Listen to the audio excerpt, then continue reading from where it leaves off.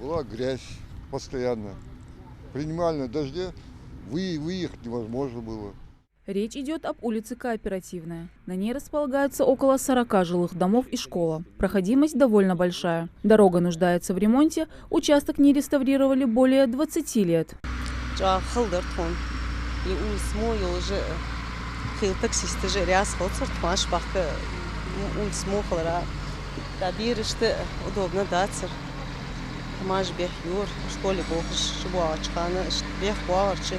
Жили, конечно, трудно.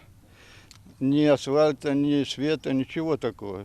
И совсем скоро все эти проблемы будут решены. Причем сразу на 4 улицах. По результатам общественного голосования и рейтингового обсуждения выбрали улицы Кооперативная. Здесь уже начали прокладывать асфальт. 27-го партсъезда, Гагарина и Партизанскую. Полностью растительный слой снятия, потом смешанный грунт снятия. После этого укатайте, вы можете дихакеча, балашчет, и ханша баргмугуру укатывать даже, бог ваш ходовоз. Так, хафутуадер, разметка шаева ханс. Ну, в дальнейшем, вы бог нормально, да, обоз, можете шаеждох.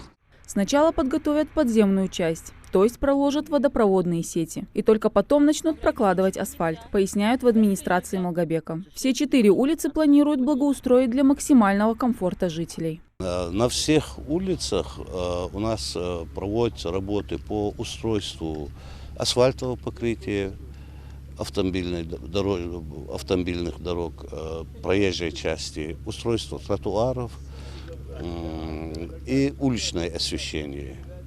Уличное освещение с устройством опор освещения, с применением энергосберегающих ламп освещения. И частично у нас реализовывается по этой программе, мы ставим и малые архитектурные формы, то есть скамейки и урны. Все виды работ на всех 4 общественных территориях у нас планируется провести. На эту работу было выделено более 20 миллионов рублей, несколько единиц необходимой техники и специалисты. Вот вы видите, грейдер ездит, работает. Вот сразу завозится гравий, песчано-гравийная смесь завозится, и сразу вот каток стоит. Ну, вся необходимая техника на сегодняшний день, вот при этой работе здесь уже мы видим, стоит. Здесь нужен грейдер, здесь нужен каток. И КАМАЗы, соответственно, возят песчано-гравийную смесь.